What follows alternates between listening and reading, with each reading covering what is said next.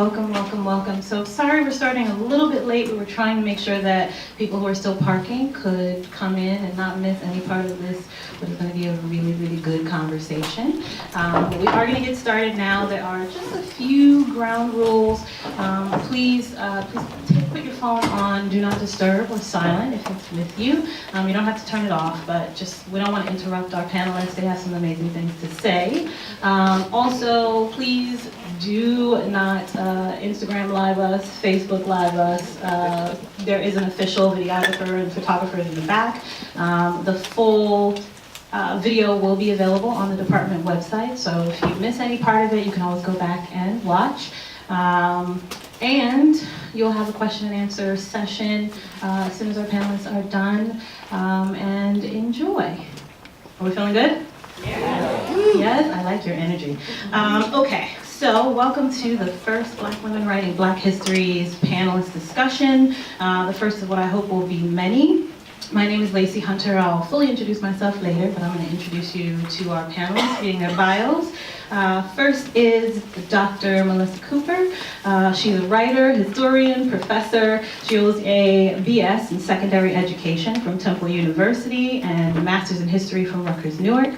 She holds a PhD from Rutgers in New Brunswick. She is the author of the groundbreaking historical study Making Gullah, A History of Sapelo Islanders, Race and the American Imagination. I think many of these books are out in the hallway, so you can definitely check them out. Don't feel pressured to write down the titles right now. Let's see, where am I? Making Gullah has captured the attention of general reading audiences, students, and scholars. Dr. Cooper's book was reviewed in The New Yorker and was featured in Upscale magazine in June 2017. The Atlanta Journal-Constitution. Making Gullah continues to attract popular audiences. Dr. Cooper delivered a lecture on the book at the 2017 Decatur Book Festival, one of the largest, bless you, independent book festivals in the United States. She has been featured on several podcasts and radio shows where she's talked about Making Gullah and American history, a list that includes NPR's Two-Way Street. She is also the author of Selling Voodoo in Migration Metropolises in Race and Retail, and Freedom on My Mind, A History of African Americans with Documents, the Instructor's Resource Manual. Dr. Cooper has authored blog posts, and she has written an op-ed for NBC News. Her teaching experience spans nearly 2 decades, and she is currently an assistant professor of history at Rutgers University-Newark, and has been a member of the faculty at the University of South Carolina and Columbia University. Then there is Dr. Cheryl Hicks. She's an associate professor of history at the University of North Carolina at Charlotte. She holds a bachelor's in American history from the University of Virginia and a PhD in American history from Princeton University.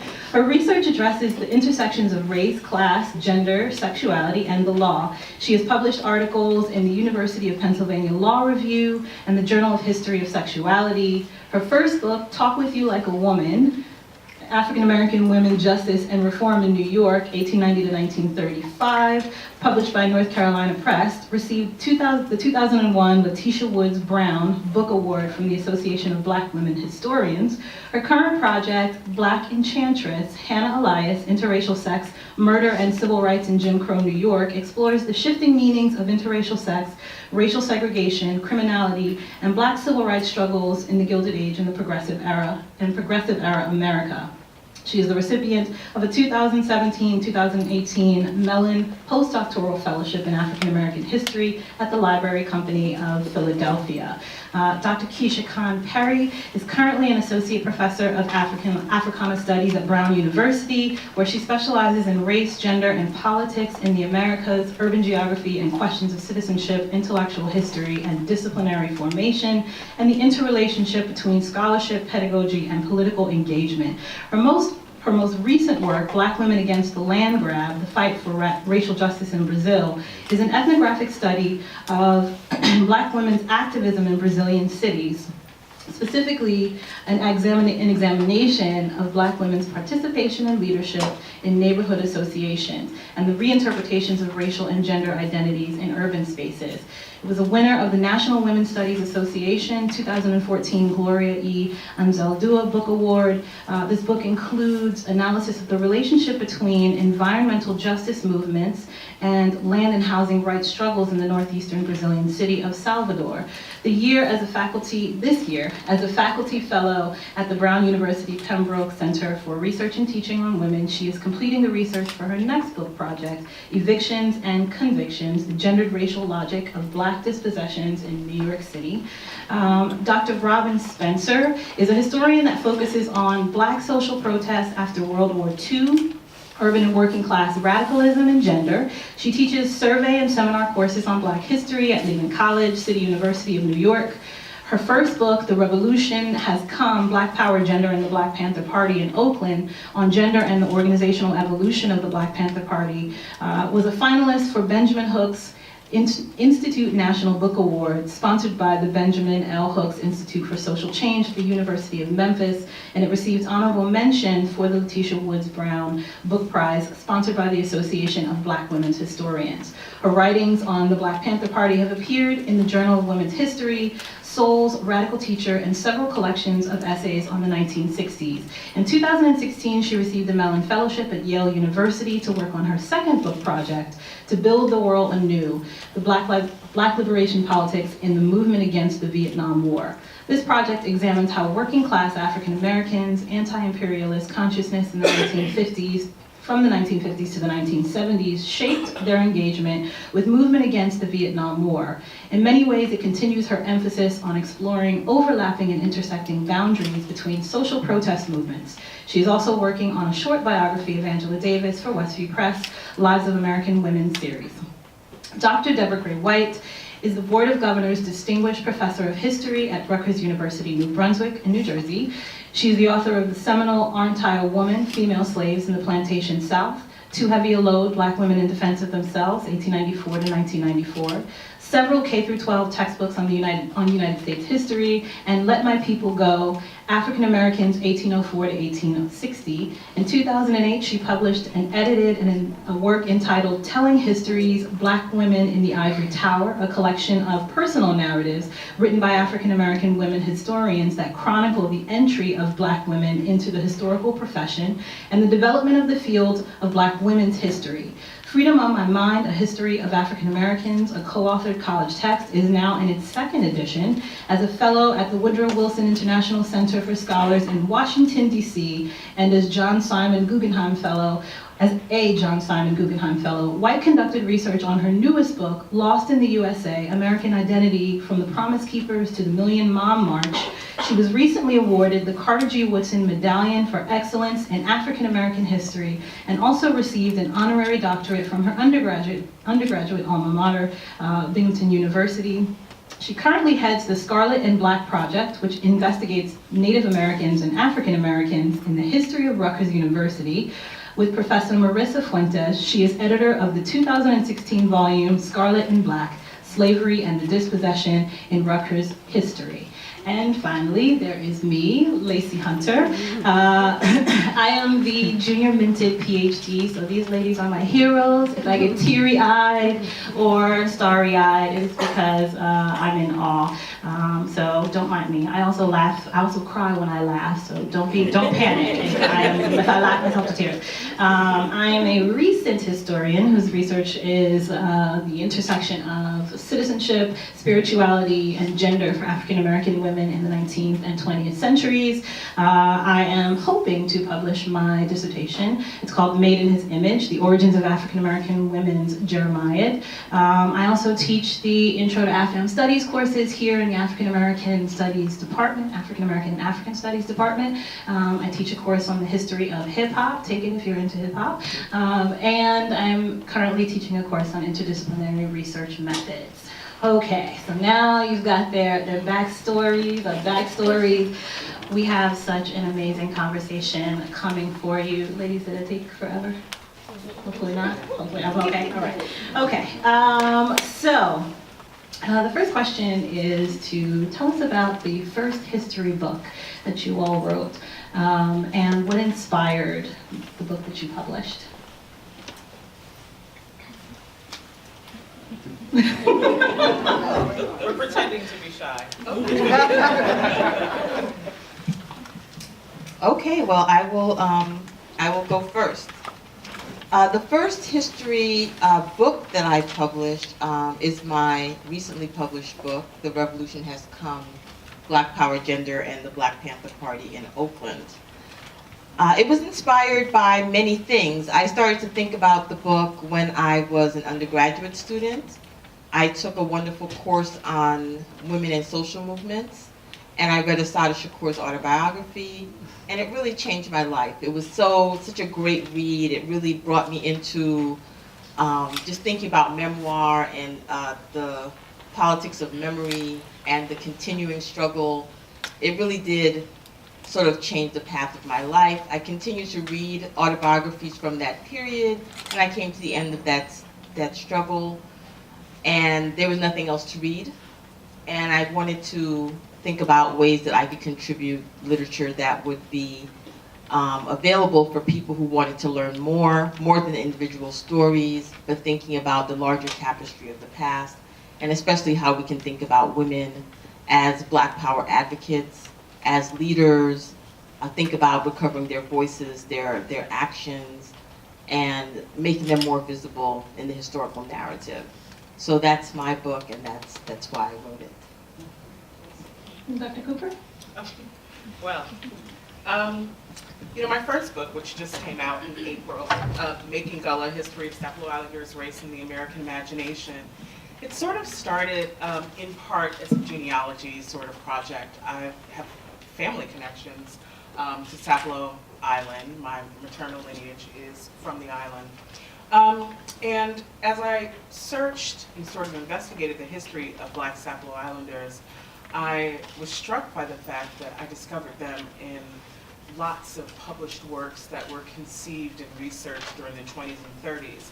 And these works over and over again sort of paired their folk culture with their African culture, looking for African retentions. And that struck me. And what struck me was not necessarily the idea, the possibility that African culture had survived in the Americas, but what struck me was when these questions were being asked about Blacks' hereditary, right? So when Sapelo Islanders really started to attract the attention of researchers and writers in the nation, Jim Crow was complete. The Blacks who lived on the island, the people who had, at this island that had once been sort of a haven for newly freed men and freed women during the Civil War, had been sort of returned to a plantation state. And Black people's connection to Africa was presented as the assumed root of their alleged inferiority. And it would just seem like this was such an odd moment to sort of raise questions about the connection between these people, their African background, and sort of elevate their heritage to something worthy of being researched. So I knew that there was a bigger story there, and I wanted to get at that story, and wound up sort of taking me through the 20s and 30s, looking at ideas about Africa and Black people and race and heredity from inside of the academy, outside of the academy, popular culture, through the Gullah revival. It took me a lot of places and far away from Sapelo. But ultimately, what I did with the book was I turned the observational lens from the Low Country Blacks and instead turned it on the researchers and writers who had been collecting them. So I was collecting the collectors. And in the end, I think what I learned told me more about race in America and the American imagination than it did about a folk culture in the Low Country. So that was the work. Dr. White?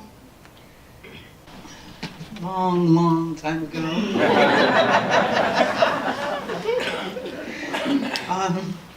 When I started writing Aren't I a Woman, it was actually my PhD dissertation, and I wrote it because it was during a time when there were no histories on African Americans, period. At least not like what you have today. A lot of books had begun to come out on slavery. And I mean, big books written by some of the big white men of the profession. And as I read them, I said to, I kept looking for myself, or looking for my history, looking for African American women in the sources. When I say big books, Roll Jordan Roll, Time on the Cross, Black Family and Slavery and Freedom, and there was something very disquieting about what I was reading, because a lot of them were writing in reference or in response to the Moynihan Report that had come out in the middle 60s, and another book by Stanley Elkins that had called all black men Sambos. And as much as I thought that they were doing a sort of a repairing job and they were doing some corrective work, I just kept looking for the women. And they kept talking about the men, and the men this, and the men that. And as I sat in my graduate class, the only woman, the only black, I'm like, y'all really just, you only got half the story. And as a result, I set to work writing, what became Aren't I a Woman? Dr. Hicks?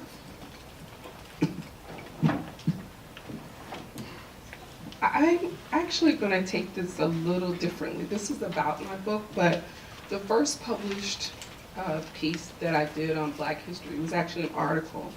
It's called In Danger of Becoming Morally Depraved, Single Black Women, Working Class Black Families, and the New York Wayward Minor Laws. And I wrote that article when I was an assistant professor, but it was very much a part of the ideas that helped to form the book.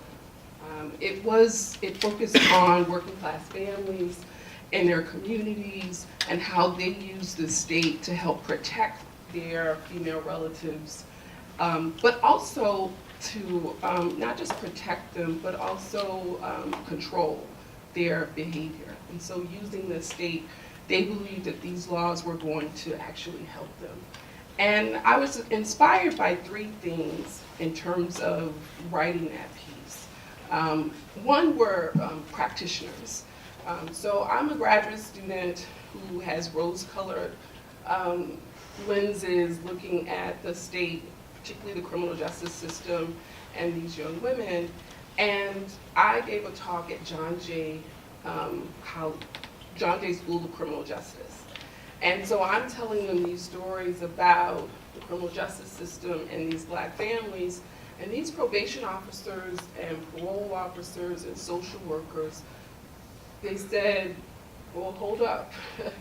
You need to really broaden the scope of what you're doing, because you've not asked the question of what if these families actually go to the state to help them with their children. And so I hadn't really thought about that, but they opened up a space for me to think about conflict within families and how we might think about what that means.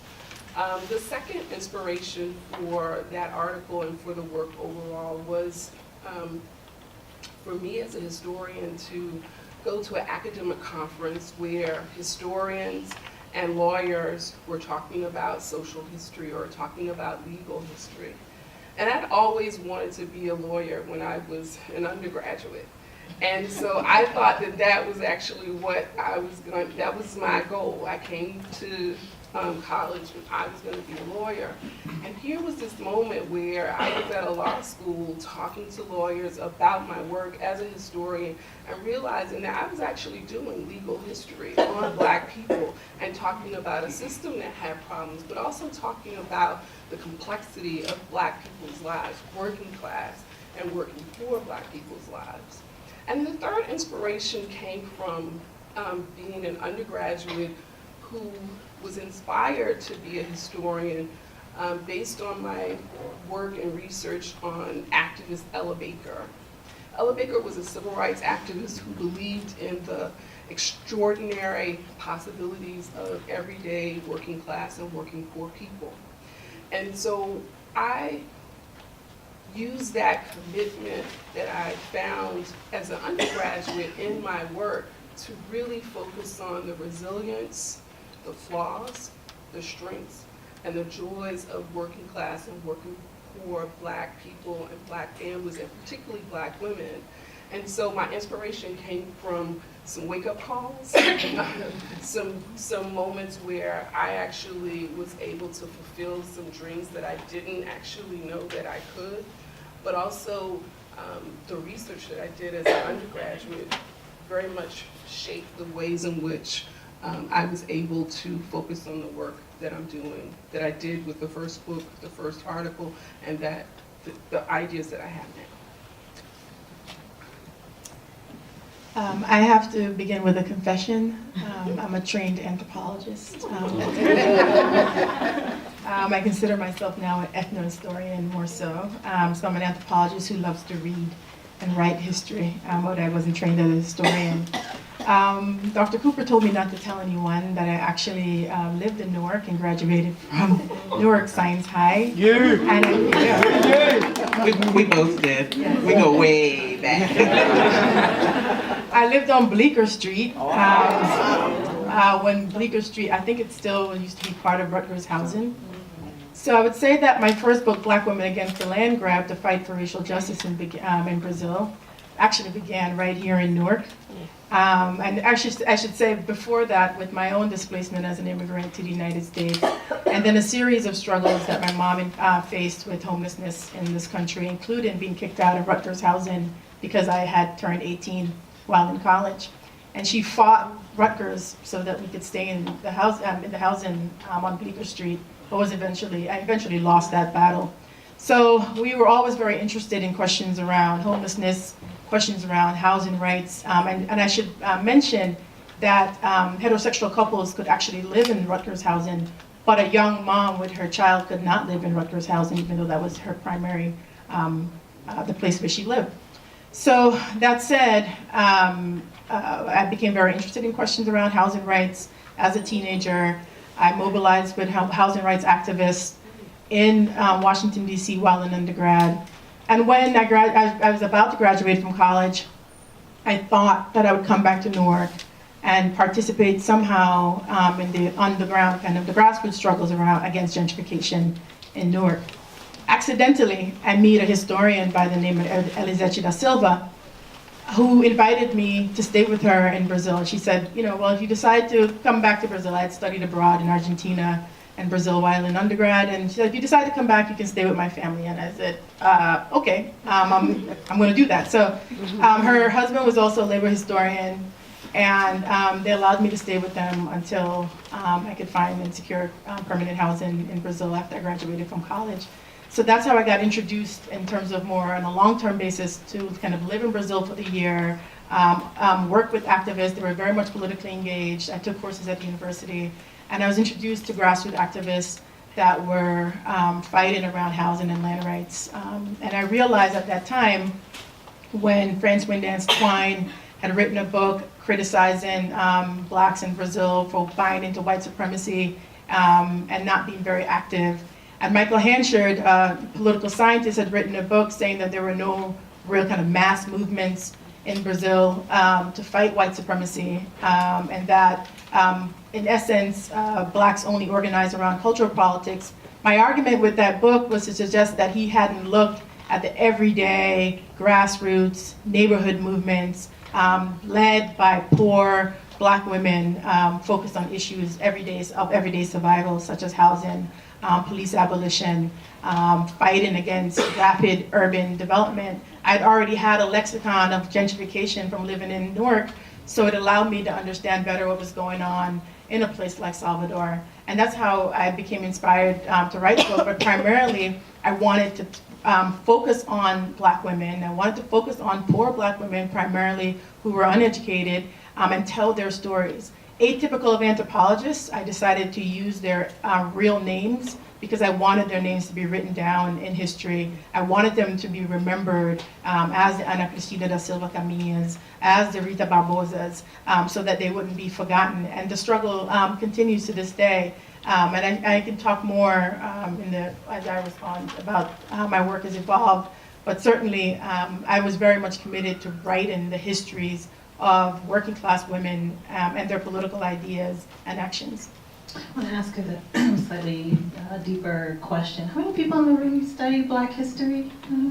Yes, I presume you would, because you're here.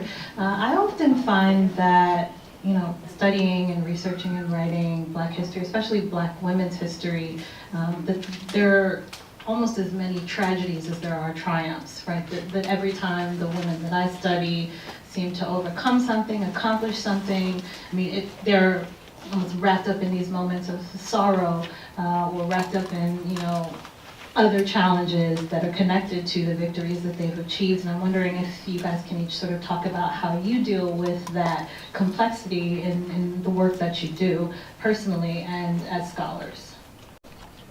And Ben, if you like.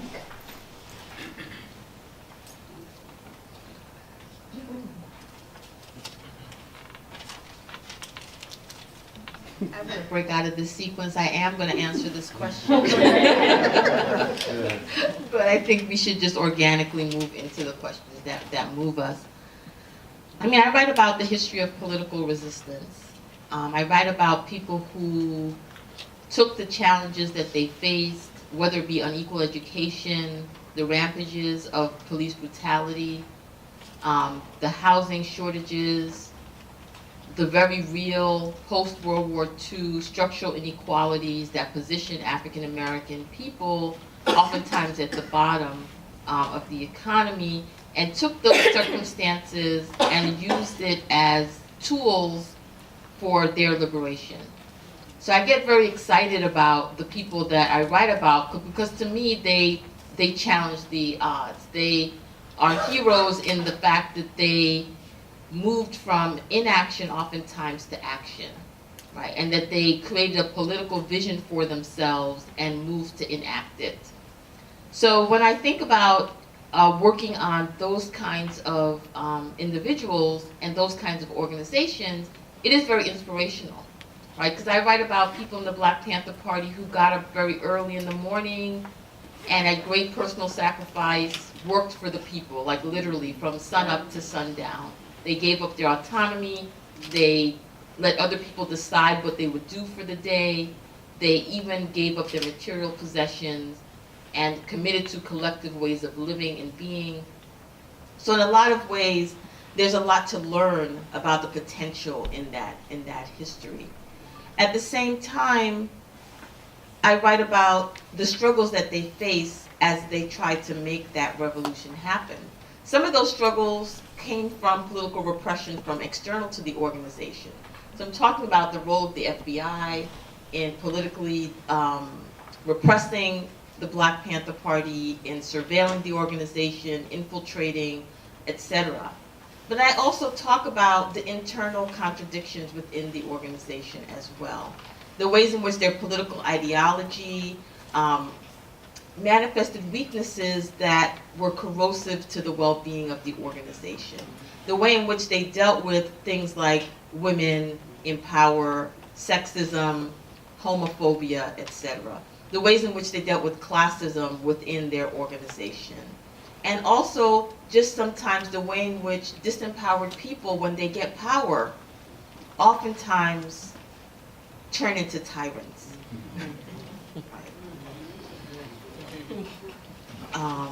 And I think dealing with that sort of very real human interiority of a movement is also very heartbreaking, because you get a chance to see that potential and try to understand why that potential was not realized, and sometimes it's not the answer that we want or that we would expect that allows us to understand why they not able to achieve their goals as an organization.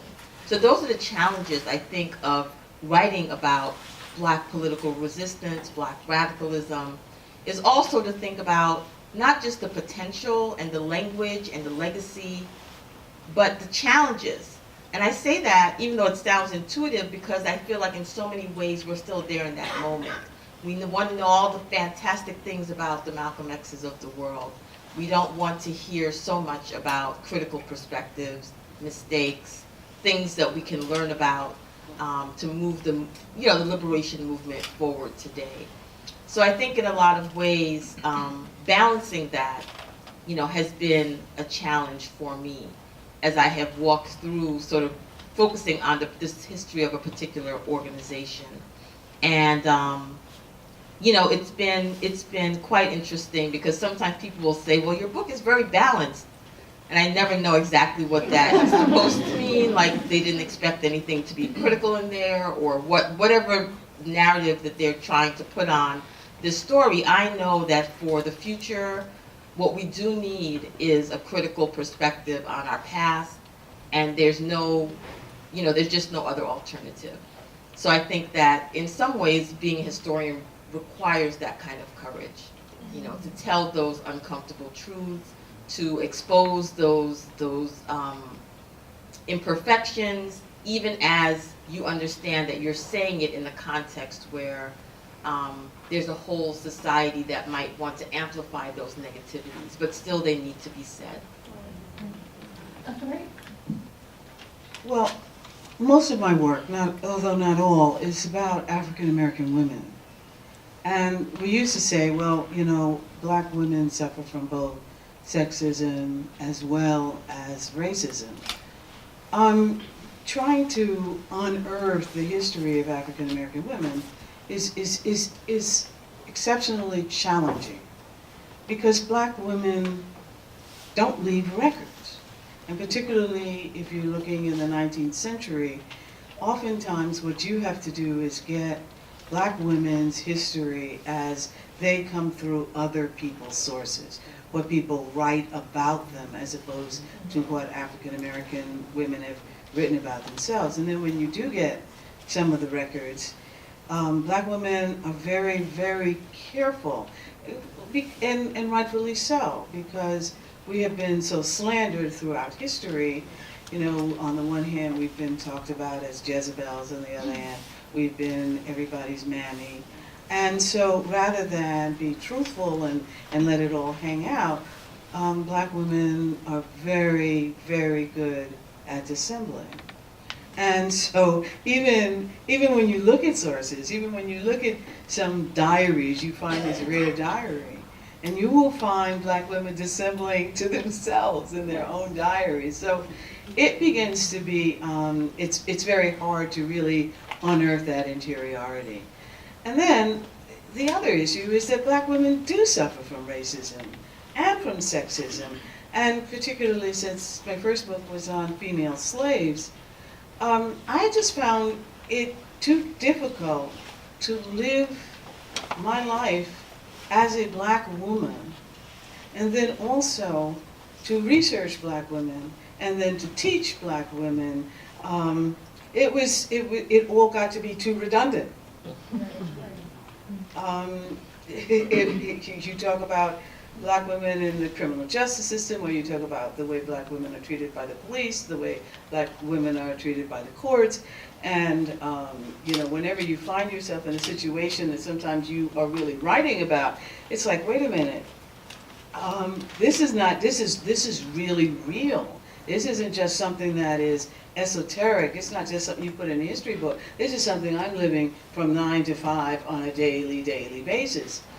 One of the ways that I started to deal with it was for a very long time, I did not teach African American history because I just could not live my life and at the same time go and teach it and research it and write it all at the same time. It's just, I could not, I needed some boundaries. So, I could tell you all kinds of other stories, but really one of the issues that I deal with in dealing with African American women is black women are just very good at hiding our true selves because so often that true self is taken and twisted, and people do mean things to us when they know who we really are. But for somebody who is going to try to find your history, in 50 years, in 100 years, because you're protecting yourself, you don't leave them the kind of records that they need to really tell your true story. Dr. Perry, I think she wanted to ask something. Yeah, you know, I just was thinking a lot about this question. How do we sort of deal with this dichotomy, maybe the poles of tragedy and triumph? And in my last big research project, you know, I was actually introducing the concept of tragedy and triumph to a story that people had already assumed was quaint and beautiful and romantic. You know, you go to Charleston, you go to Savannah, you go to Hilton Head, and the Gullah, it's sweet grass and palmetto baskets, it's a nice dialect, it's everything is wonderful, and some red rice, and this is great, and what could possibly be wrong underneath the romantic canopy of Spanish moss dripping off of live oaks? And so some readers were disturbed to find that in the midst of that paradise, I found all this tragedy and triumph, this constant fight for freedom from the antebellum period through the Civil War, and every time gains were made, you know, here come the losses. And I wish I could say that I was able to end the book in a place where the islanders and other low country blacks were actually on the verge of another great moment of triumph, but it actually looks a different sort of way. So it's something that, you know that I struggled with in research. And then as an intellectual and cultural historian, sometimes I even struggle with the idea that we kind of break Black history up into these two poles. You know, it's either uplifting or heartbreaking. I'm always looking for what's complicated in between. And I wonder, when we do that, like these uplift stories and heartbreak stories, it's really positioning white supremacy at the center of the way that we understand the Black past. And I don't know if we can, especially as a historian of American history, right, if we can untangle it. But thinking about that question, I think, is a worthy intellectual exercise. Like, how much of our narrative around heartbreak and uplift or tragedy and triumph is centering white supremacy in a way that might distort the quote-unquote Black story, if we could even get at one outside of that context. So those are just some of the things I was thinking about in reference to your question. I think for me, I wanted to know what the voices of working class Black women were. And they don't leave records in archives in the ways that folks who are very kind of attentive to what their legacy will be. And what I found really interesting was that I found the humanity of many of these women and their families in these criminal records. In part because at the time that I'm looking at these records, there is a professionalization of social work. And so they're writing all of these, they have all these questions, and they're asking these women all of these questions, but they're also asking people in their neighborhood questions about who these women were. And so I was able to pull together the stories of women that would not have been, that I wouldn't have known about, and people who read my work wouldn't know about, because you wouldn't necessarily think about finding the humanity of Black people in criminal records that are geared toward pathologizing them, right? But the title of my book, Talk With You Like a Woman, comes from a woman who was on parole, and she was living with her family, and she wasn't getting along with her family. And so the prison administrators basically went to her family members to see if she was doing what she was supposed to do, if she was behaving correctly. And she wrote them several letters and said, I made a mistake, I own up to that, but I'm a woman. Talk with me like a woman. Don't talk to my family. They don't own me. I did everything. I served my time. And to me, those words, those letters, were really important in terms of helping me understand that no one had to speak for working class Black people. They could speak for themselves, and I could find them in those records. And there were just things that I, this particular woman, and there were other women as well who had been paroled to family members, and they just didn't get along. And when I first read a letter by a woman who wrote back to the institution and said, listen, I'll come back to the prison. I can't. It's not working with the family. And I was like, really? But what that did was tell me about real conflict. Like, Black families have real conflict. And it doesn't mean that they're different from any other type of family, but I could actually glean that from those records. And it was something that the people who put those records together, they didn't expect that. But I found this humanity. I found these women. There was one woman who wrote a letter and said, yeah, I was arrested, but I do know that I really need to avoid my ABC. And her ABC was avoid bad company. So there's a way in which working class Black people in the scholarship and really generally are seen as someone has to teach them to be respectable. Somebody has to teach them to be moral. And what I found from those records is that no one had to teach them anything. We had to learn the concept of working class respectability in and of itself. And so that actually helped me understand the people that I was really interested in, and their voices taught me how to talk about them. So we're gonna kind of double this question up for you, because I'd like you to take the lead on the next question, which is for everyone to really talk a little bit about how you do your research process. Like, how do you go through the process of finding the people that you're trying to tell stories about, or trying to help other people hear their stories, or to understand their experiences. And I know typically we talk in this country, of course, a lot about the African American experience, but Dr. Perry, you do more diasporic studies. So if you wouldn't mind just kind of talking about that also. As I stated before, I always acknowledge the fact that my experience being Jamaican-born and African-American and growing up in the United States has certainly impacted how I experience even living in a place like Brazil. I think one of the experiences and part of being an ethnographer and interviewing and speaking with and participating in social movements over the years and documenting them, I think the greatest challenge that I've had to face and had to deal with, even in terms of how I write my book and my articles and so forth, is what I consider to be the reality and the pains of kind of Black death, right? And the everyday challenges of living in precarious situations.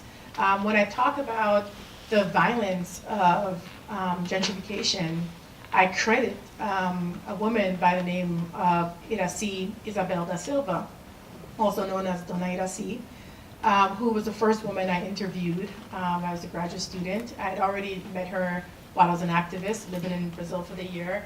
But I returned to kind of to interview her, to talk about her life, how she had come into activism.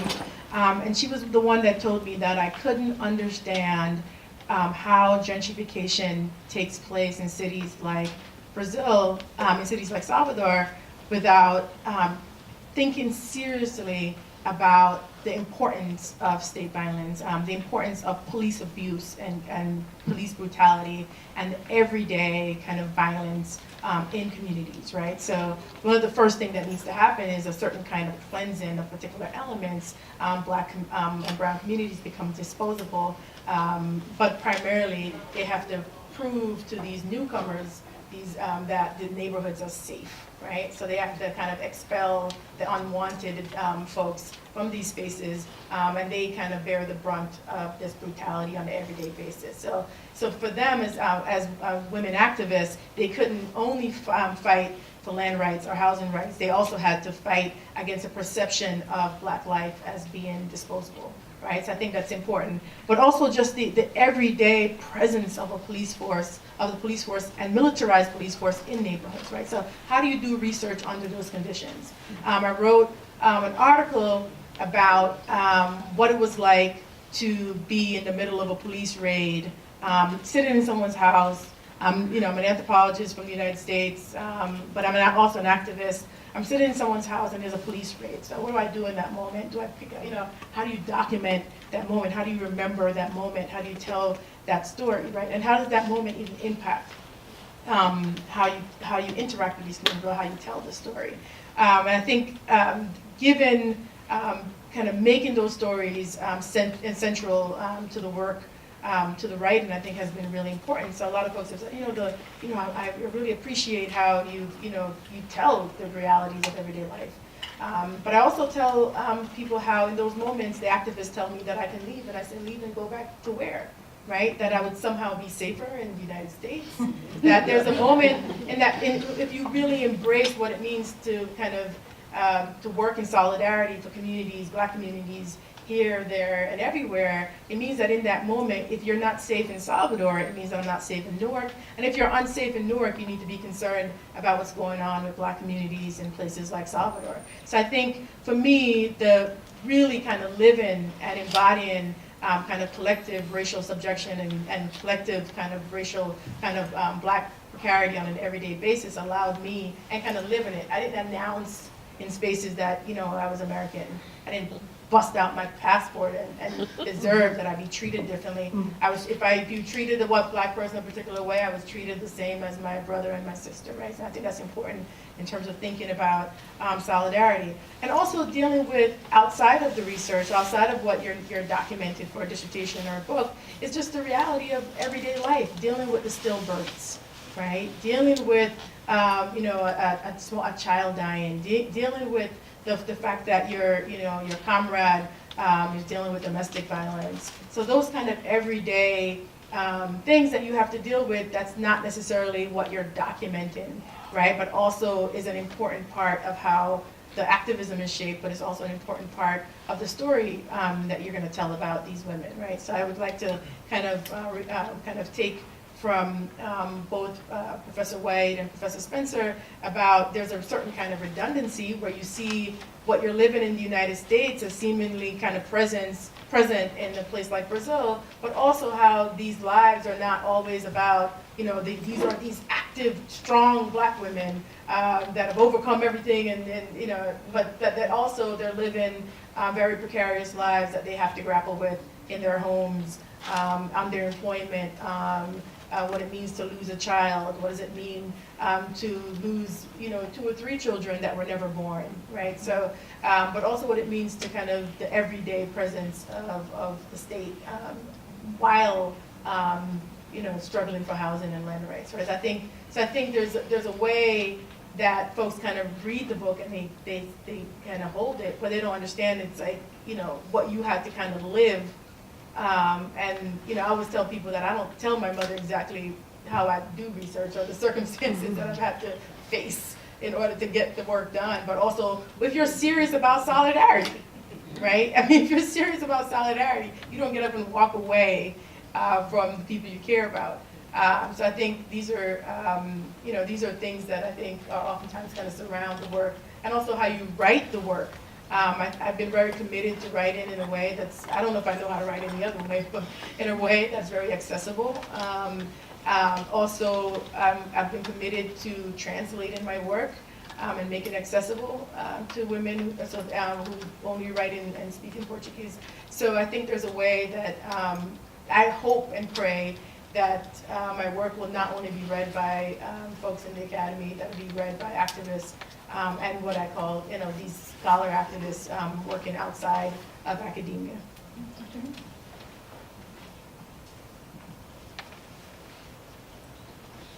I think in terms of one of the things that I was thinking about when Dr. Perry was talking was some of the kinds of things that I learned about how we look at those numbers of Black crime. One of the things that I learned in this project was the ways in which young girls and women are incarcerated, and their numbers were always higher than native-born white women and immigrant women. one of the things that I found in doing this was that the difference between probation officers who were willing to go into Black communities and those who weren't. So many Black women in the time period that I'm looking at, in the early 1900s, 19-teens, they were eligible for probation, which means that they could go back to their families and be supervised by a probation officer. What I found in the records, in the mainstream records as well as Black records, was that there were only white probation officers who were women, and they were afraid of going into Black communities. So what does that mean? Does that mean that the women who have been arrested are let go? No, that means that those women actually go to prison, which means that the numbers look higher for Black women who are incarcerated because you don't have probation officers who are willing to go into those communities. And so one of the larger goals of the National Urban League during this period was to actually train social workers, Black social workers, who could be probation officers, because they knew that those numbers were skewed. They knew that there's a way in which that Black women who were being incarcerated should have been given that chance for probation, and they weren't. And so I think there are ways in which, when I look at that work at the turn of the 20th century and I look at what's happening today, sometimes it looks like I'm writing, you know, I'm looking at my book from 1900 to the 19-teens. But I think it's important for us to keep in mind that history. We have to know that history to know that there are other, that we have to kind of continually fight against these ideas around Black crime, and particularly Black women and Black girls who are being incarcerated, and we don't hear as much about their plight, in part because of sometimes community issues, but also because of the discrimination and racism that they face in the system.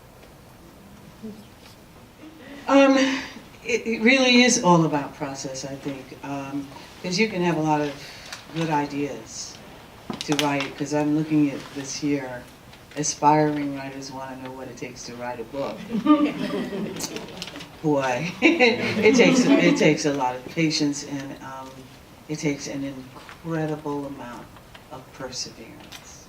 I'm going to tell you, it doesn't, you know, smarts is good, it's nice, but perseverance and stick-to-itiveness, which is another way of saying it. The process is such, I mean, first it's a good idea to have an idea and then follow it up, but then it's just you have to be so dedicated to it. And life, you know, happens. Gosh, does life happen. And people are born, and people die, and you fall in love, and you fall out of love, and your children, as you say, you know, there's tragedy, there's triumph, but through it all, it's really important that you find time every single day to take a little bit of time to write, to work. Unless you get 2 or 3 sentences on a page, you have not worked. I don't care what you've done. You could have taught a class, you could have picked up your kid from school, you could have done the laundry, but unless you get some pages written, it really is, I always assign this book called Bird by Bird.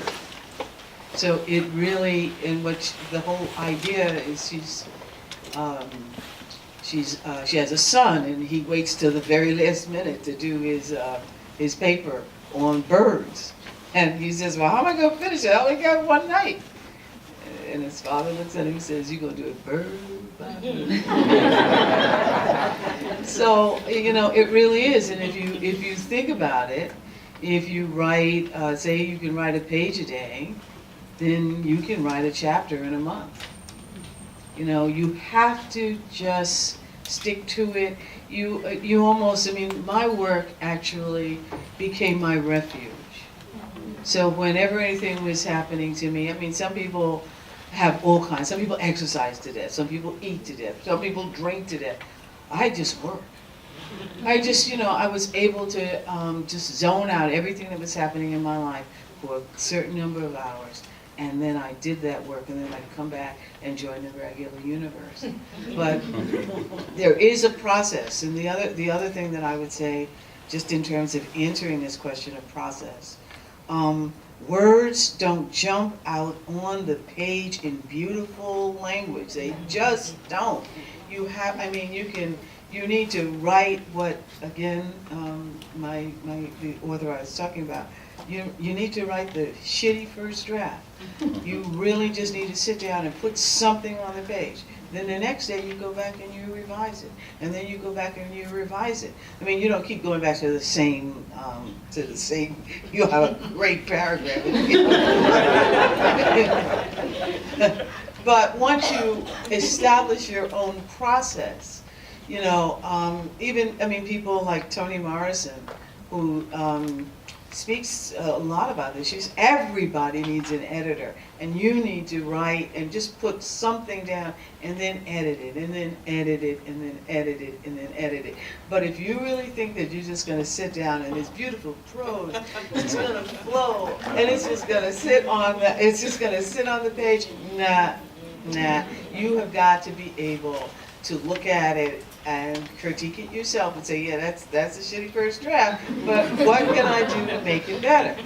But you've got to be able to do that. You also have to be able to let other people read what it is. You love it so much and you're afraid to let anybody see it, but at the same time you have to be able to take criticism and have to let kind people read your material. Not too nice, though. You want the real. Join it, No, Dr. Spencer. that's all I wanted to add. You actually want people who are going to not sometimes be nice, right? And let you know that this is not working. It's pretty bad. But when I looked at that question, You can say it in a nice way. well, It's really nice. this is really nice. But when I saw the question about process and aspiring writers might want to know, what did you have to do? I thought of our dear friend Wanda Hendricks, another senior Black women historian, and I was in South Carolina trying to work on the book.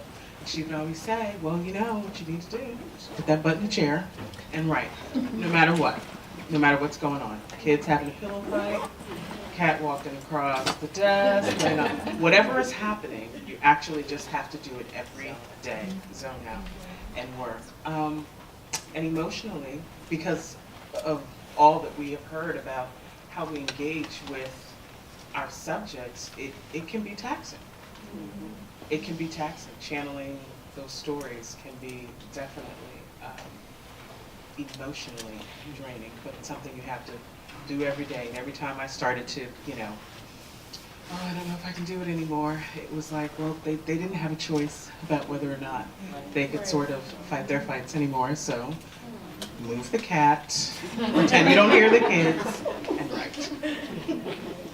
Fair enough. I need to get more discipline then. I want to ask a question that moves us in a slightly different direction and ask Dr. Spencer if you would pick up on this. So I read Telling Histories, which Dr. White, you wrote that book, or you put it together. She is my shero. And I read the book. I think I was like 19. I was a second-year college student, and I thought, I want to be like these women. Like, I want to do what they do. I'm not sure that I'm as smart as they are, but maybe I can get there. And so, that was what convinced me, right? Gave me the conviction that I should take every step to achieve, receiving a PhD or doing doctoral work, writing Black history. And so, for this question, I'm wondering, what inspired you all? I'm sure we're all wondering that, right? Like, they've all done phenomenal things. What convinced you to do that?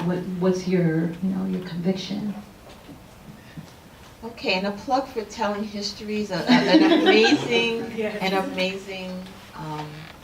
book. I read it and I was so humbled by the challenges that my foremothers had gone through, sometimes you feel so overwhelmed by your challenges that it's hard to imagine the challenges of the past, the choice of research topic, the advisors advising you about when to plan your family, all the things that people had to go through. I mean, illness and dealing with your institution's response to, after working you near death, when you do fall ill, the way they oftentimes do everything in their power to not support you. So it's a very powerful book. I was very humbled by reading it. I feel like I'm inspired by oftentimes people in history. Like I keep sort of people's stories in my heart. And I want to bring those people and introduce them to the world in some ways. Stories of people who I believe shifted the power balance, who put things in brilliant ways with their oratory, who were bold enough and brave enough to truly speak truth to power. I get inspired by those people. And also by the feeling oftentimes that the things that I'm doing in my world today, that historians are going to have to hunt to prove were existing at this time. Right? Sometimes you feel like the way you're operating through the way you're moving through the world is so different from perhaps the mainstream that it's very easy for people to erase you as you're happening, as you're moving through the world. Like for example, if you're involved, now, if you're involved in an anti-war organization, and then later on you can imagine that some scholar is going to have to prove that Black people in 2017 cared about the war and what was going on in the world and weren't just focused on, Beyonce, etc. And so understanding that almost that as you're in motion, you're being erased. Right, it gives you that motivation to go back and find that history for yourself, of yourself, and to bring that to a larger audience. So there are people, like I said, that motivate me. One person in particular, General Baker, he was one of the key elements of a radical activist who started the League of Revolutionary Black Workers. And, the other thing to point out, I think, about General Baker and his story is that there are many people like him. Because I work on the 60s, I oftentimes have the opportunity to interview people. And oftentimes, these amazing people who did all of these things in history are amongst us forgotten. Right? I have visited people in their nursing homes. Right? I don't have any illusion that if some of the greats were around today, they may not be forgotten. Right, the people that we hold up, the Rosa Parks and the Ella Bakers and the Malcolm X's, many of those people die alone, impoverished, and forgotten. So it's very important for me to kind of tell that story of that generation who have more yesterdays than tomorrows before they're not here anymore. Right? And I feel like that is my motivation. There's a time ticking on that. And that pushes me to keep going when I feel like I'm overwhelmed by other things, because I know there have been many times where I find someone, I'm Googling them, I find their Facebook page, and then I find that, wow, they passed away, 2 years ago, 1 year ago.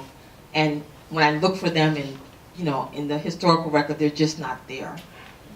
They're just not there. So we're losing people. And when people pass away, oftentimes their history and their legacy goes with them. That is not the case for General Baker. There's a General Baker History Institute that's forming to tell the story of his legacy as a radical activist in Detroit. But there are many General Bakers. And that's what motivates me, is to sort of keep that in mind, that, this is for, the elders, in a way. And oftentimes, the people that are just ordinary people in our communities have amazing stories. They played amazing roles in history. And recovering that through oral history is just something I'm passionate about. And what I found, even in the Brazilian example, was that I felt as though that Black struggles or Black politics were only understood in terms of these major organizations, these kind of maybe six figures or these major folks that had kind of graced the pages of these books that had been cited, but that the everyday Black woman, that no one knew their names, would never be remembered. And I kind of saw that that's what I wanted to do. I wanted to write their names down. And I didn't want to follow as an anthropologist and say, well, I can't write their name, it has to be a pseudonym. I have to tell the story in a particular kind of way, change the name, the name of their neighborhood, almost kind of in a fictitious kind of create a story around these folks. But I wanted them to be written down and be part of the written record, that I wanted them to be remembered as part of a political moment, right? That they fought to change the city of Salvador. They fought to be incorporated in decisions about how the city was going to be developed, that there were women that were concerned about, what was going to happen, with the city. Right, that they owned the city, they wanted to belong, they changed land laws, so there's a way that Black women, I agree, get kind of written out of those discourses, especially in Brazil where they say, well, Black people are only, concerned with, aesthetics, such as hair, using African clothing, or perhaps some recognition that they're leading for religious communities, but certainly they're not participating in terms of political debates or changing public policy, and that's what I was I'm concerned about. I want to give credit to a professor who's Kim Hall, who's a professor at Barnard College. She was my professor in undergrad at Georgetown. She taught Intro to Women's Studies, introduced me to theorists like Bell Hooks, to great scholars like Deborah Gray White. And it's reading those works that she actually introduced the idea of going into academia. I was 100% certain I was going to become a lawyer or a career diplomat. And I studied languages and I traveled. And she said, have you ever thought about doing a PhD? And I just really had no clue what it took to get a PhD or to become an academic or what that life was like. And she said, what do you care about? And I said, I've traveled around Latin America and the Caribbean, and I think that people need to learn that part of the story as part of a broader diasporic experience. So I started to, she introduced me to other women who had traveled and even traveled and written, the Catherine Dunhams, the Zora Neale Hurstons, the Sheila Walkers, these various Black women who had traveled and documented the stories of Black women around the world. So I think that I credit, I know many of you probably have professors who have impacted you, and I think Kim Hall really changed the course of my my experience. I mean, I think I probably would be a lawyer right now. I mean, I'm certain that I would, or a career diplomat. I'd studied Spanish and Portuguese with that intention, that I'd probably go into the Foreign Service or something of the sort, I'm not sure. So I think that in many ways, that she inspired me, and also reading the autobiographies of Black women. I remember one summer I just read all of them. If I can just be half as brave, half as courageous. I mean, these are women who are standing in front of bulldozers. These are women who are burning tires in the middle of the highway and blocking traffic and facing the police. Donaira C, she died defending her grandson, right? And from a heart attack, right?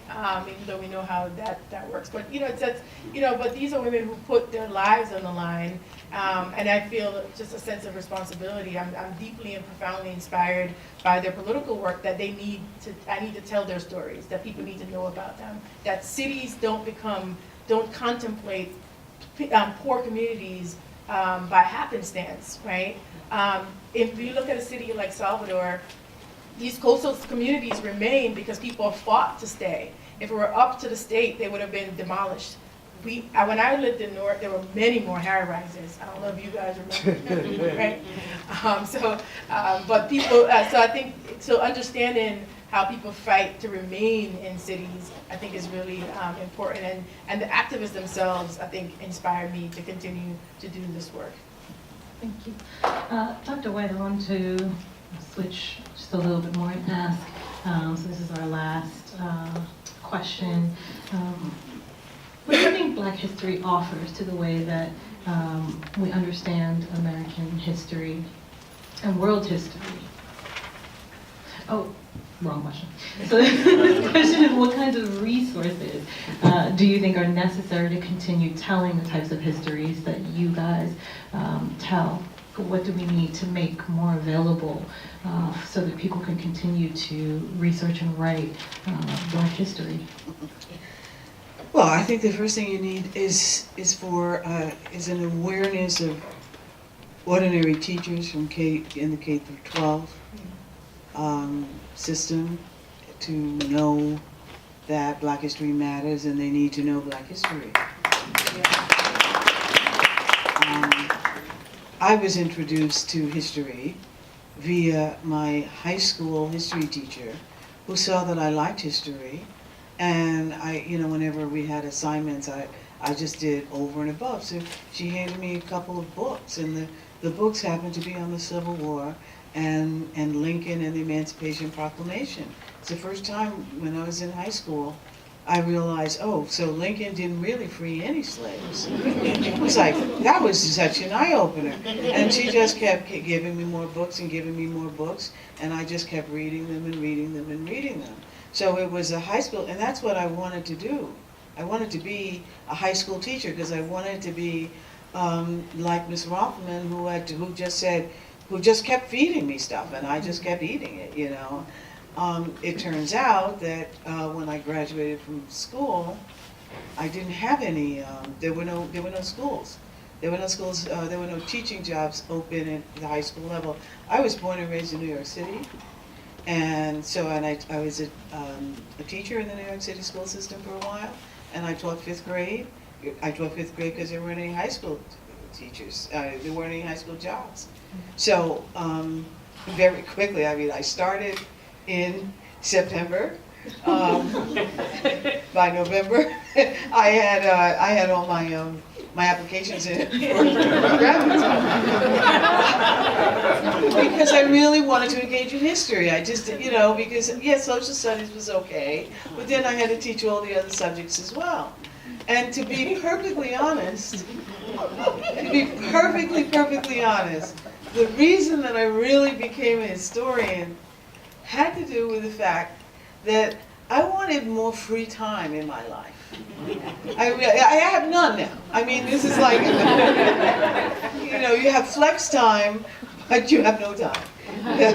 But I just really did. I wanted to be able, I wanted to be able to control my own time. And I said, what a great job. I can have children, I can do all of this.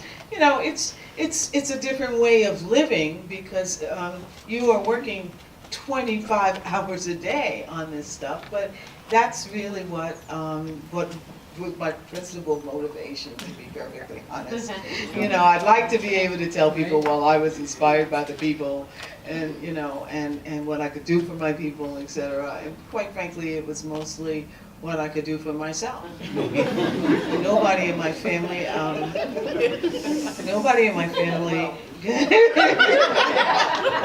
mean, not only was I born and raised in New York City, but my family was sharecroppers. And I grew up in the projects in Manhattan.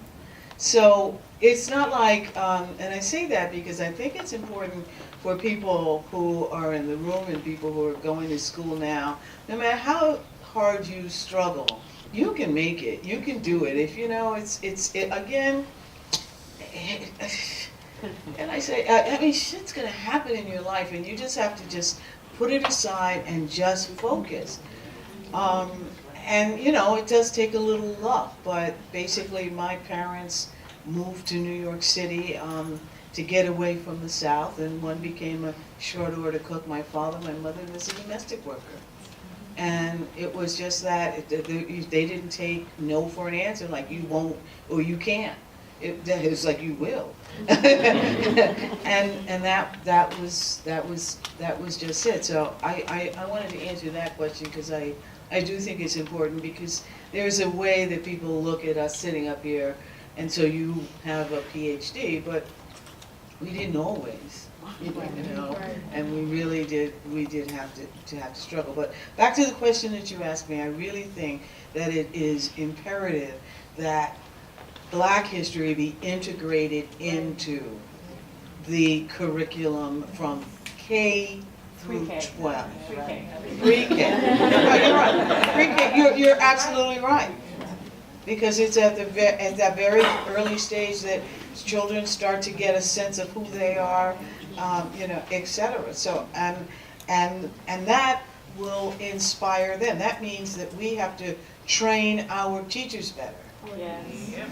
Okay, we just have to. I do a lot of teacher training stuff, so I'm quite aware of that's necessary. And then just finally, I think that when you study American history, if you study American history without African American history, you can't understand American history. But this notion that that America has this great constitution with all of these amendments, that it is always striving towards equality, etc. I mean, these things, first, I mean, that you can tell that story if you want, but I'll tell you who was striving for equality and who kept pushing that envelope and who insisted that things change. Right? I mean, that is how you understand. You can't have American freedom unless you know the African American story. Right.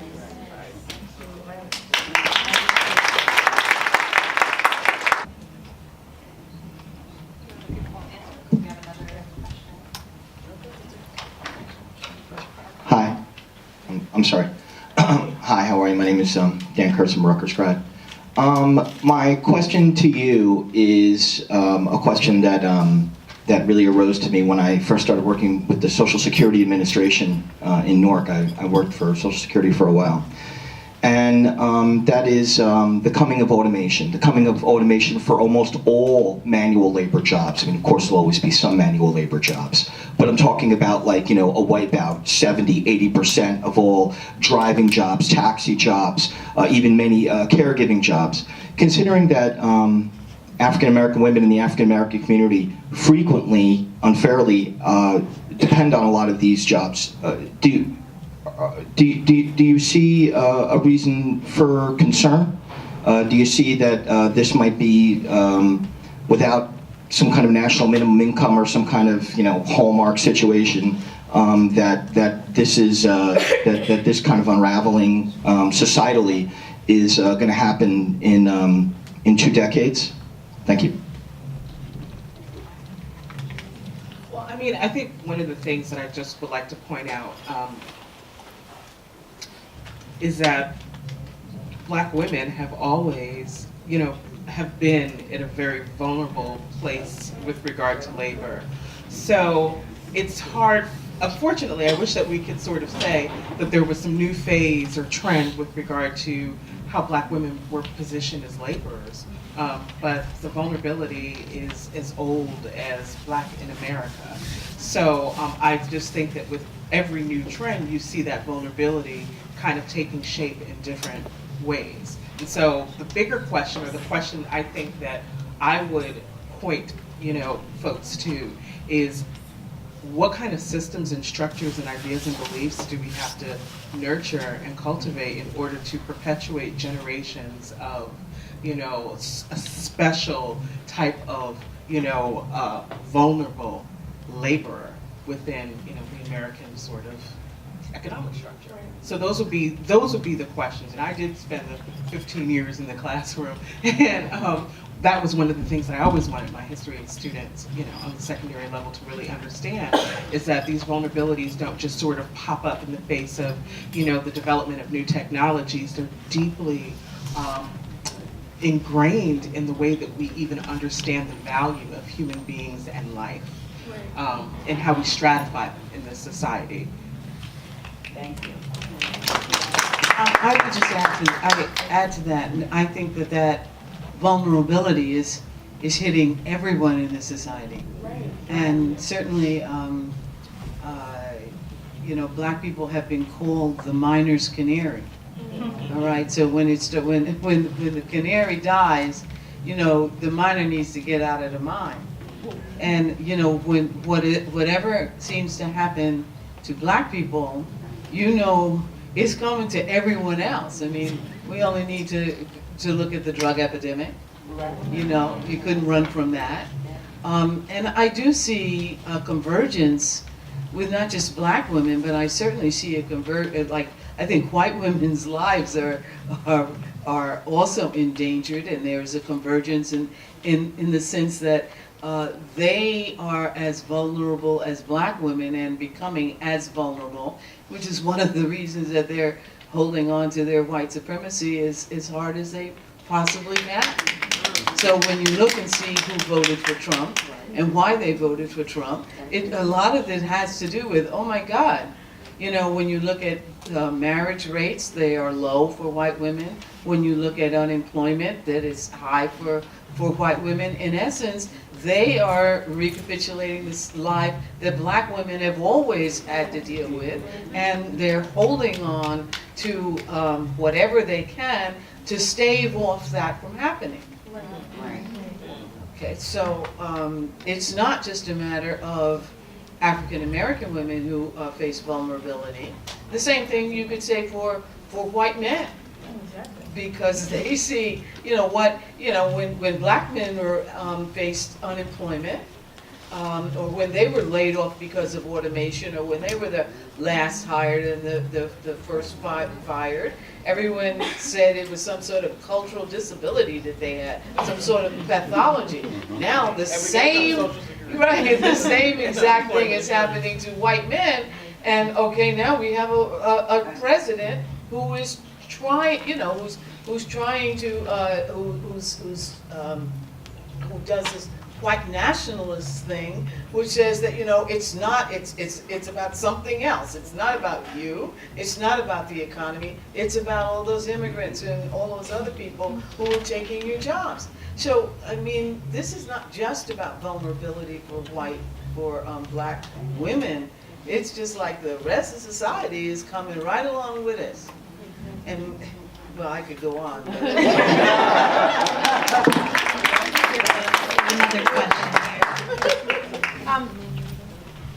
I know you talk about black women being vulnerable, but talk about or research the women who are in the system. Now, to be honest, I am working with African American women chemists, and I wrote one book, and the second one is out, and some of the women who are now out are on television talking about what they're doing. So anybody else talking about African American women who are leaders in their profession?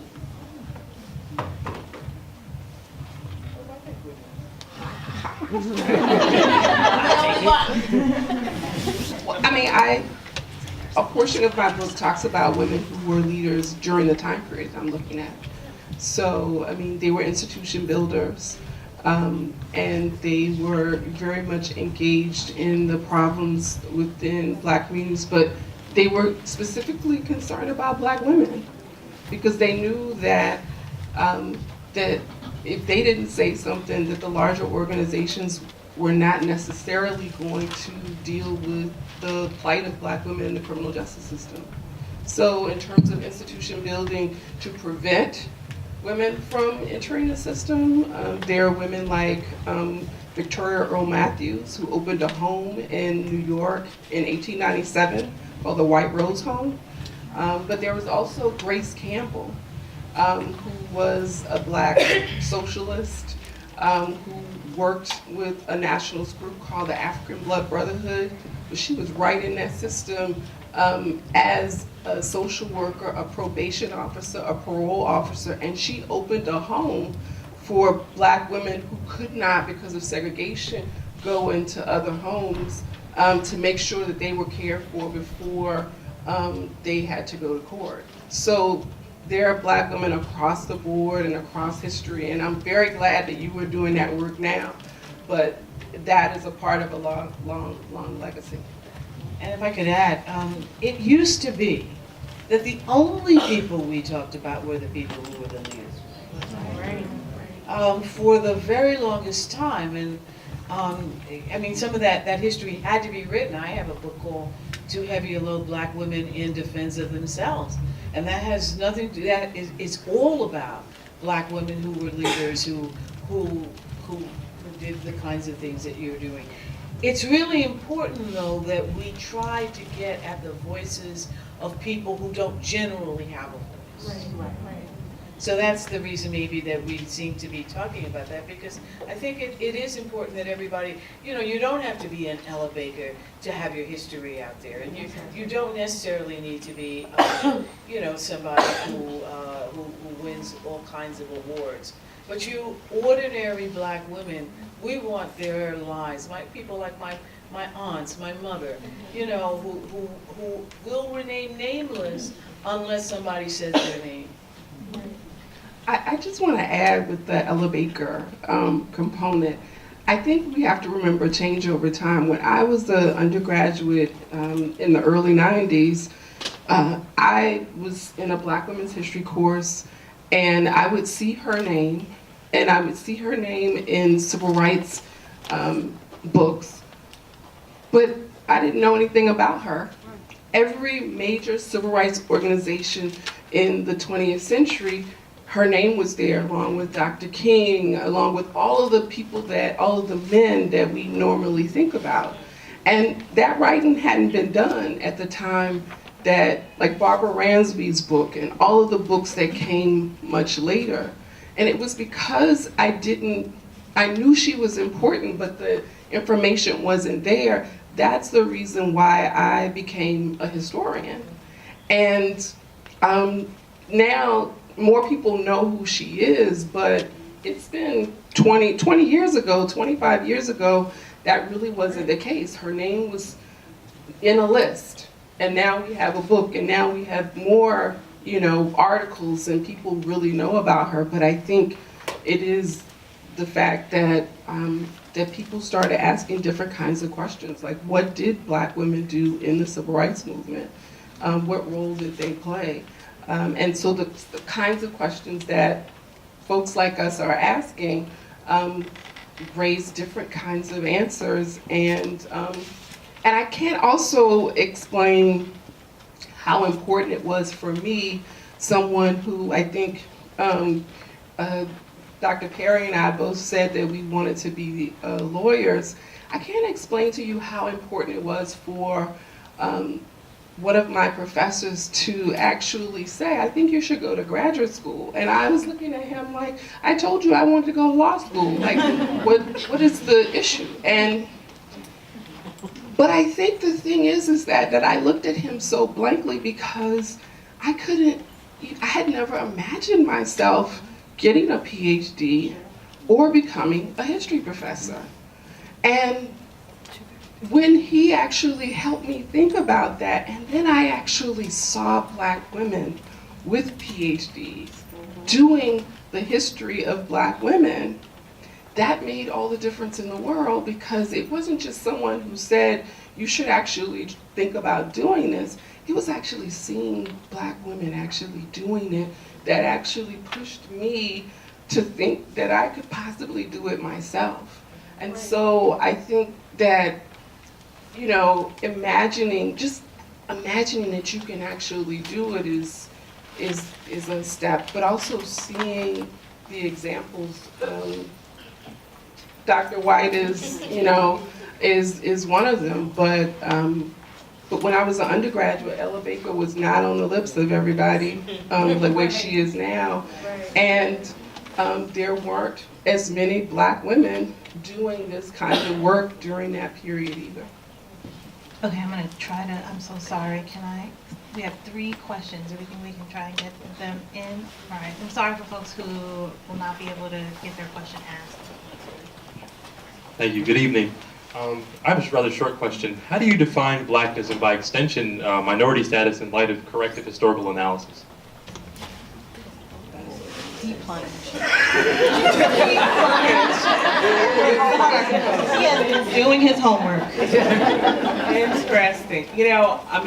One of the things that I uncovered in my last research project, and I hope this sort of addresses where you're going, I really had to grapple with the idea of Black authenticity.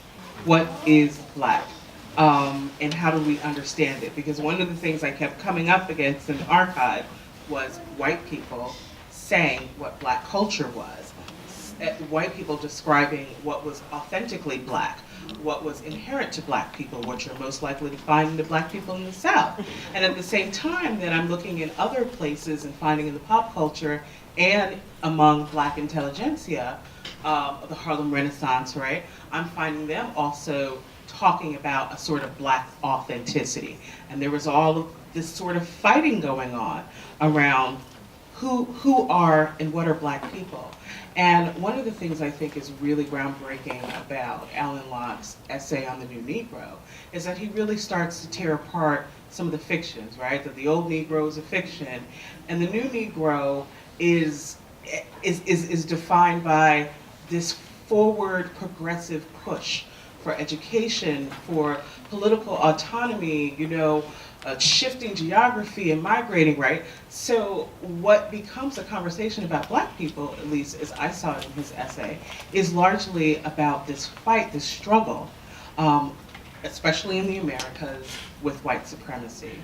So I think that I would refrain from attempting to answer your question, because I think that the question is just a perfect example of what America cultures, what it naturally grows, which is this preoccupation with what is this category, but this category has no, you know, meaning in it of itself outside of these conditions, right? So that's sort of where I think the historical analysis is taking us. If we look closely and we see black people and white people, everyone was sort of invested in this project of talking about what is blackness. I'm even kind of entertained, and hopefully I won't make anybody mad. I'm even entertained by, you know, the new sort of incarnations of this conversation among the young, hip millennials, you know, Afro-pessimism, Afro-futurism. These are, we're still having the same, who are we, what are our policies? We're having the same conversations, generation after generation after generation. And that's not to make it small. It's important, right? It's powerful, it's meaningful. Right. So. Dr. Perry? I think this question, I feel as though I get some variation of this question all the time, because I work on, I've done work throughout the Americas where, in communities where they're not generally perceived as black, right?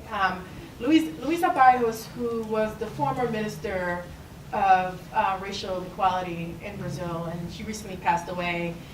She actually went to study under Ruth Sims Hamilton through the Afro-Latin Project, an African diasporic project that she started in Michigan State, which is really important to note that. But one of the things she said is that, you know, every time black folks start to make particular demands on citizenship and say, we want access to education, we want access to clean running water, health care, et cetera, people say, well, who are the black people we're going to distribute these resources to? And she said, you know, I want you to go and ask the police officers who the black folks are. Right? If you ask the police officers who the black folks are, they can tell you who would be deserving of affirmative action, for example. Right? So I think the question, and folks like even Salas Augusto, he said, even in the context of Brazil, right, that has approximately 200 million people, even if we go according to census data that says 51-52% are black, you know, do the math. There's over 100 million of that population is black, right? That's self-identified black. That's not counting the people that look like me, who still may say that they are, you know, café con leche or some other combination, or Cabo or some other thing, you know.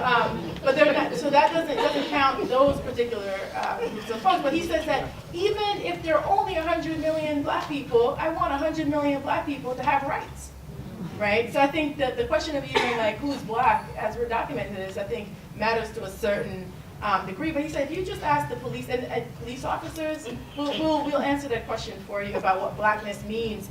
But what he's hinting at is what anti-blackness means, and what white supremacy means in these societies. And the research shows in Brazil that black and brown people, the people who self-identify as brown, actually have the same life conditions independent of how they self-identify. So people who self-identify as pardo, moreno, whatever, they actually is just as likely to be killed by the police. They're just as likely to live in poor neighborhoods. So anti-blackness is still at play, regardless of how these categories break up. So it's not to say that they're not important, but it suggests that look at life conditions and you'll realize that these categories, that white supremacy is really what we need to be looking at, not necessarily how folks identified. Thank you. Right. Okay, that's fine. Next question, and then we have just one more, so don't lose your thought. Hi, you just mentioned forgotten heroes, and many of you are historians, so I just wanted to know how you can go about finding the forgotten heroes and kind of unlocking their true history, since we're oftentimes not exposed to it at school.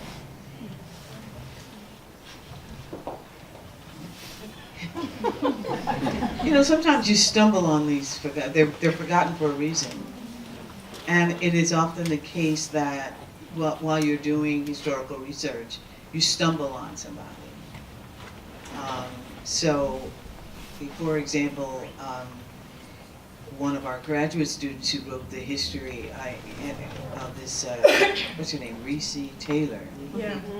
Okay, Danielle McGuire, right. So, you know, actually when I was doing research on Too Heavy a Load, which is like 20 years ago, I was in the paper, I was in the same newspapers, and I kept seeing this Reese Taylor news, the case, and it turns out that Rosa Parks has a special connection to Reese Taylor. It's a woman who was raped and who took her case through the court system, but she was also somebody who was a forgotten hero in many ways. So I just think, it's like as historians, I think we stumble upon them often. It's not like we know about them and then, I mean, sometimes you can say, well, I really do know, and then you go and look for them, but quite frequently these people come up in the process of, sometimes you're looking this way and something will come up over here, and that's sort of the way it happens.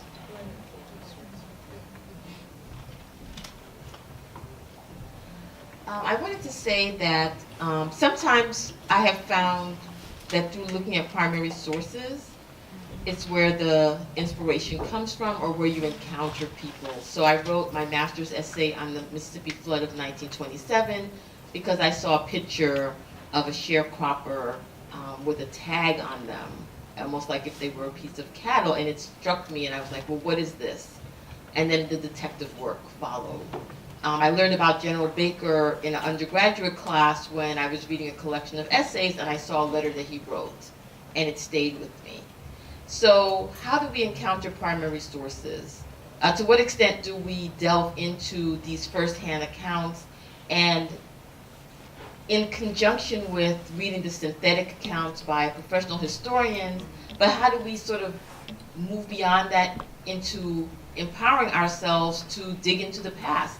Especially now when you can go on the internet and you can be in document collections, you can see Jet and Ebony magazines from the past. I mean, primary sources are out there at your fingertips. And I think it's through that browsing, through following your interests, through digging deeper when you see a name, and using all of the tools that are available to you, that you can really, by sparking your curiosity, you can become you can become an architect of the past, right? You can become someone who's writing history. And I think it's important to note that while we are professional historians, there are also so many different ways to preserve and tell and share history, whether it be through genealogy, family history, whether it be through projects. There's so many different ways to tell history and to recapture the stories of individuals, of organizations, etc. So following your curiosity, I think, is one of these. I find that today our curiosity gets channeled towards technologies that are meant to distract. And sometimes I want to be distracted too. Right, but let's think about it. The amount of time you may spend playing a game on your phone, or watching that thing, or the binge watching, all of that, all the things I do as well. But I'm just saying that if you can recover some of that time for your own intellectual curiosity, your life will be enriched. Right.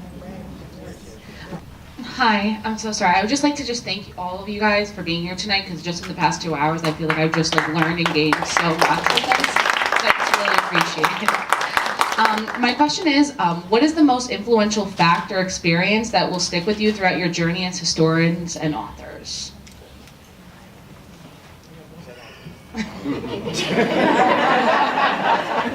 Since my journey has been a little longer. Very seriously, when Aren't I a Woman, you know, and in the book, Telling Histories, I tell the story of how that book almost didn't get published and almost was put in the trash heap.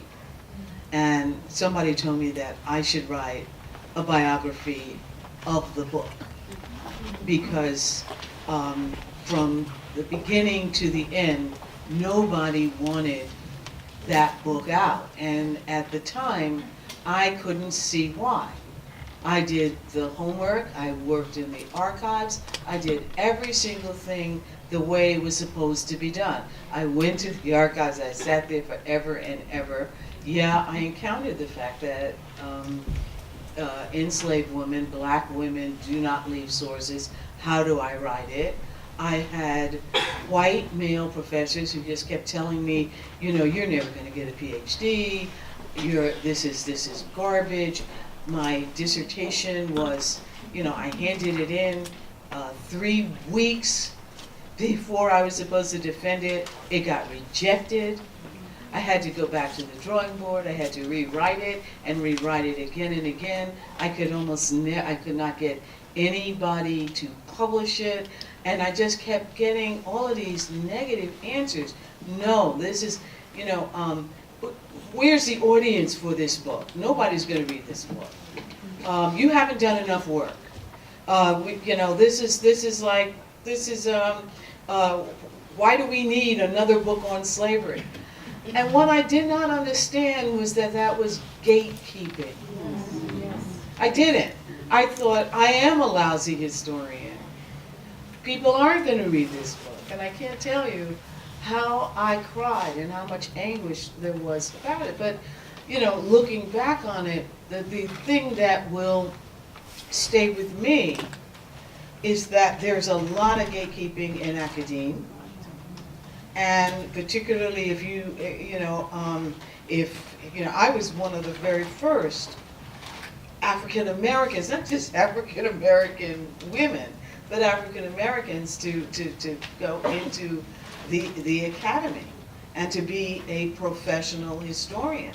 And it was clear that we were not wanted. We just weren't wanted. African American history was not wanted. But I didn't see that. I couldn't see that. And it was only my doggedness and perseverance that, you know, I was just like, well, I don't really have another book to write. So I can't tell you how many times I was told to scrap it and do something else. And the other thing that sticks with me is that the person, I kept saying, okay, I was wrong, I was wrong, I was wrong, I was wrong, until all of a sudden I was right. I'm telling you, like, how is it that overnight I'm right? Because a white woman, bless her soul, named Ann Ferris Scott, rescued the book, and she said, Ann Ferris Scott wrote the book, The Southern Lady. She's known as the mother of women's history. She and another white woman named Gerda Lerner. And she was doing a review article, and she happened to see my dissertation, and she read it. And she said, this is the best thing that's ever been written. Okay, so yeah, a white woman had to go and tell everybody that, okay, this is the best thing that's ever been. She said, you know, if you don't have a publisher, I'll take your book to Norton, to W.W. Norton, Fifth Avenue Publishing Firm. So like overnight, the book has a contract. But I was wrong. Remember, I was wrong for 6 whole years. I got this contract right on the eve of, you know, coming up for tenure. So the other thing that really is important is having a mentor. You can't get through this alone. You know, I did. I had nobody to tell me, you know, how to do this. I sort of just did it by trial and error. So mentorship is exceedingly important. But also, just understand that academia is just like corporate America. There is politics and politics and politics on top of politics. And so you have got to, there's no meritocracy out there. There's just so much of the same stuff that is in the workplace, every single place, every other place. Those are the two things. And you do need help. And if you can't, if nobody volunteers, go looking for it.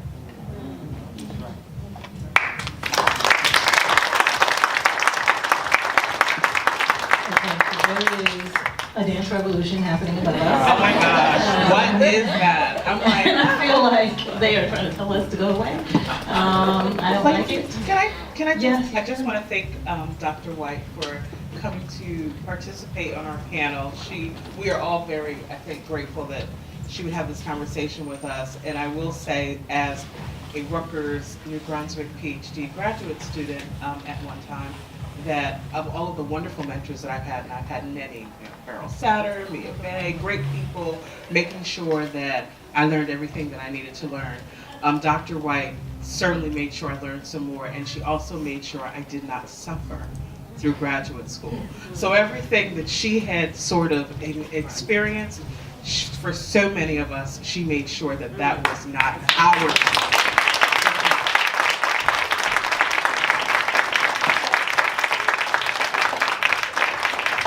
Everyone, we are going to end our program here, but before we go, I'd just like to thank the Federated Department of History here at Rutgers-Newark, the Department of African American and African Studies, the Program in Women's and Gender Studies, and the Clem Price Institute on Ethnicity, Culture, and the Modern Experience, and although I don't see her, Christina Strasburger. Thank you so much for coming. Have a good evening.